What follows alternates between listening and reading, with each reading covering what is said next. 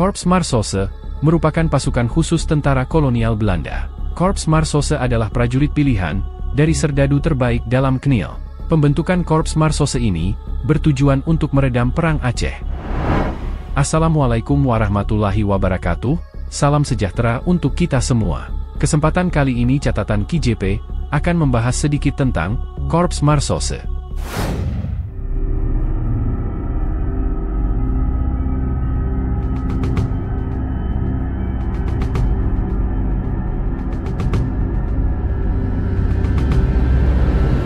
Sigap, cepat, dan efektif. Begitulah pasukan Marseille Belanda ketika mendesak pasukan Cut Nyak Dien sampai ke pedalaman Beutong Le Sageu pada suatu hari tahun 1906. Atas bocoran informasi dari pengkhianat bernama Panglaut, pasukan Belanda itu pun berhasil menangkap Cut Nyak Dien. Begitu epilog film Cut Nyak Dien, garapan Eros Djarot.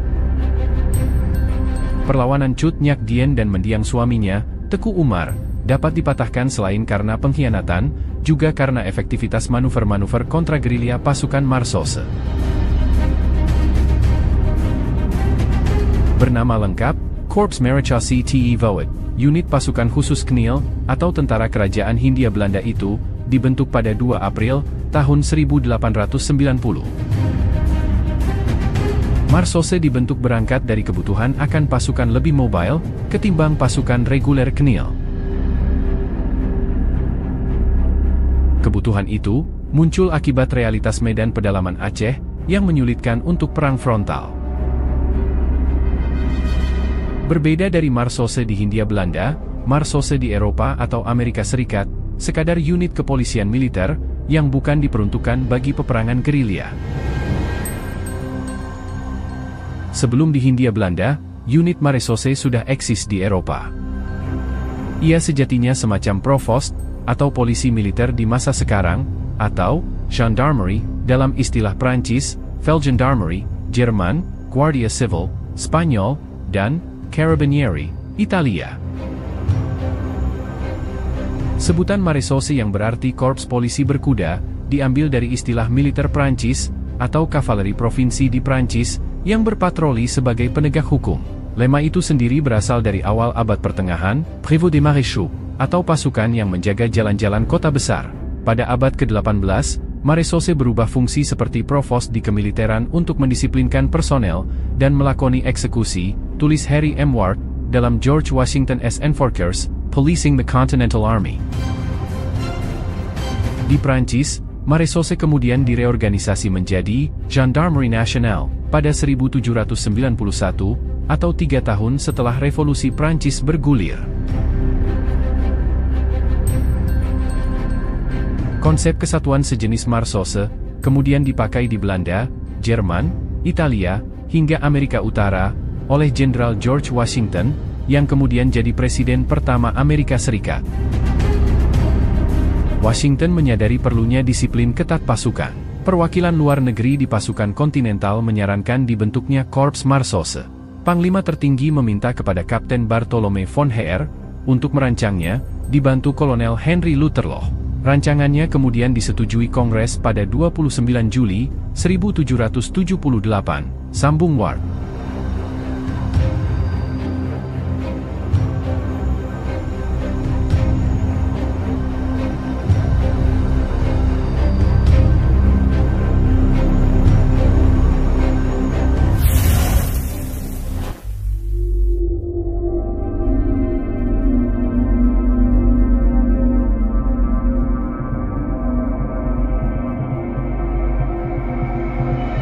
Peran Marseille di Aceh mirip dengan infanteri atau pasukan jalan kaki, dengan kemampuan kontra-gerilya, yang merupakan cara yang paling cocok untuk melawan gerilyawan Aceh.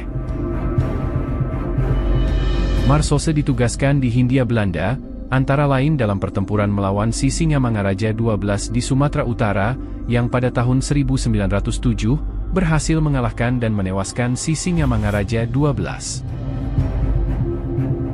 Pada Perang Aceh, Marseille dapat menguasai pegunungan dan hutan rimba raya di Aceh, untuk mencari dan mengejar gerilyawan Aceh. sebagaimana Depot Specialtroepen, yang kemudian berubah menjadi Korps Spezialtroepen, sebagai penerusnya di periode 1946 hingga 1949, Marseille merupakan pasukan khusus tentara kolonial Belanda. Ketiganya juga sama-sama berdarah dingin dalam melakoni tugas. Korps Marseille merupakan prajurit pilihan dari serdadu terbaik.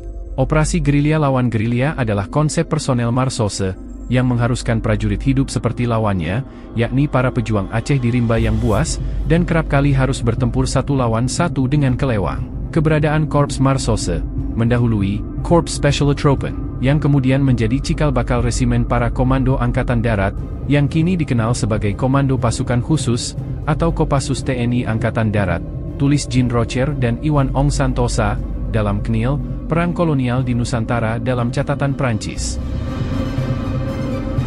Perang Aceh yang bergulir sejak 1873, menjadi pertempuran terlama dan paling menguras keuangan pemerintah Hindia Belanda, dibanding perang-perang kolonial lainnya.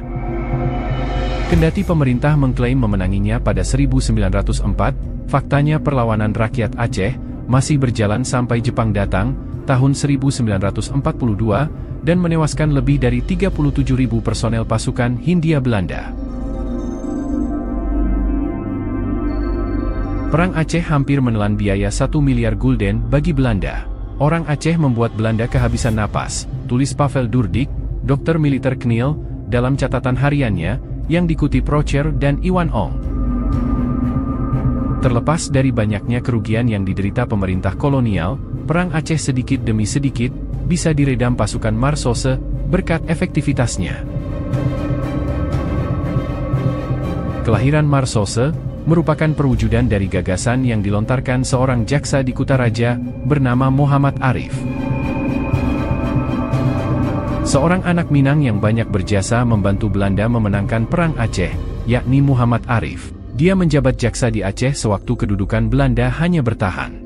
Sekitar 1885, muncullah Muhammad Arif dengan gagasannya. Kumpulkan para sukarelawan dari kalangan tentara, katanya, yang cukup berani mendekati musuh, berani menaklukkannya dalam pertarungan jarak dekat. Mereka harus dipersenjatai dengan senjata tajam seperti orang Aceh, mencari musuh di tempat-tempat persembunyian mereka, dan menghancurkan mereka, ungkap Rusli Amran dalam Padang, riwayatmu dulu. Selain itu, kata Arif, pasukan itu harus dibentuk dengan unit-unit kecil dan persenjataan, serta perlengkapan ringan agar lebih mudah bermanuver. Gagasan itu, ia sampaikan kepada Gubernur Militer Aceh, Jenderal Henry Karel van Teyn, dan Kepala Staf, Kapten Johannes Benedictus van Heutz. Ketika gagasannya disetujui, termasuk oleh pemerintah pusat di Batavia, hasilnya adalah Marechaussee Te Woud. Personil Marseille diambil dari serdadu KNIL pilihan. Di bawah persetujuan pemerintah, Gubernur Jenderal memberi kewenangan membentuk Korps Marseille di Aceh. Korpsnya akan dikomando seorang kapten, dibantu seorang letnan dan 12 sersan Eropa. Prajuritnya terdiri dari orang-orang Bumi Putera, yang ditransfer dari KNIL, berkekuatan 204 personil, tulis surat kabar Batavia Asch Nieuwsblad, 13 Mei, 1890. Marseille berada di bawah Van Heutz, yang naik pangkat jadi kolonel. Setelah Van Heutz jadi gubernur militer, KNIL dan Marseille dikomandani Kolonel Godfried Conrad Ernst Fritz van Dalen, yang kelak dikenal karena pembantaiannya. Pemerintah pusat menggelontorkan dana 1.200 gulden per tahun, khusus untuk Marseille. Jumlah tersebut dibagi untuk operasional, termasuk untuk menyokong gaji khusus harian para anggotanya. Perwira Marseille digaji 30 gulden, sersan mayor, sebanyak 2,35 gulden, sersan dan bintara, 2 gulden, sersan Ambon, 1,80 gulden, prajurit Afrika, 1,22 gulden, dan prajurit Bumi Putera, 1,5 gulden. Karena perwira maupun prajurit Marseille, comotan dari KNIL, tak ada perubahan masif pada atribut, maupun perlengkapan unit itu. Seragam tuniknya sama seperti KNIL. Perbedaannya hanya terletak pada variasi pengenal, berupa pola garis kuning di kerah dan sakunya. Senjata tajamnya juga kelewang, sebagaimana Kniel, namun senjata apinya diberikan yang lebih modern. Korps Marsose beroperasi dengan pasukan-pasukan kecil yang kurang lebih 18 orang, dengan persenjataan kelewang dan karaben repetir pendek. Setelah tahun 1895, diganti semua dengan karaben baru, M95. Pasukan Marsose dilatih perang jarak dekat seperti gerilyawan Aceh. Ditugaskan mencari, mengejar, dan menghancurkan kelompok-kelompok gerilya Aceh di perbukitan, pegunungan, hutan belukar, lembah-lembah pedalaman yang luas. Cara baru ini membawa hasil yang memuaskan kaum kolonialis, kata mantan Pangdam Mulawarman Haryo Kecik, dalam pemikiran militer satu, sepanjang masa bangsa Indonesia.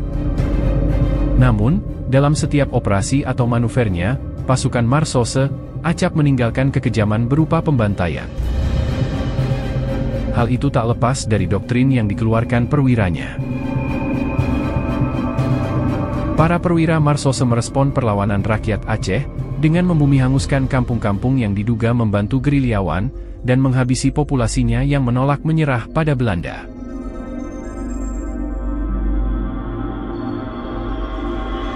Salah satu kekejaman Marsose terjadi dalam kampanye Kolonel Van Dalen ke Gayo dan Alas pada tahun 1904. Kampanye itu menewaskan 2.900 jiwa, termasuk 1.150 perempuan dan anak-anak di dalamnya.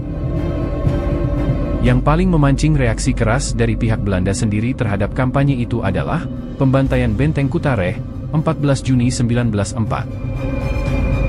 Dalam operasi memburu gerilyawan Aceh yang bertahan di Benteng Kutareh itu, Van Dalen membawa 241 personil, termasuk 10 perwira Eropa. Walau kalah persenjataan, gerilyawan Aceh bersama ratusan warga yang terkepung, pantang mengibarkan bendera putih. Mereka terus bertahan. Setelah 1,5 jam diserang, mereka akhirnya disapu bersih. Total 563 gerilyawan dan sipil, termasuk 189 perempuan, dan 59 anak-anak, tewas di benteng itu. Sejak saat itu, Marsose kondang akan kekejiannya, hingga ia bubar seiring masuknya Jepang, pada 1942.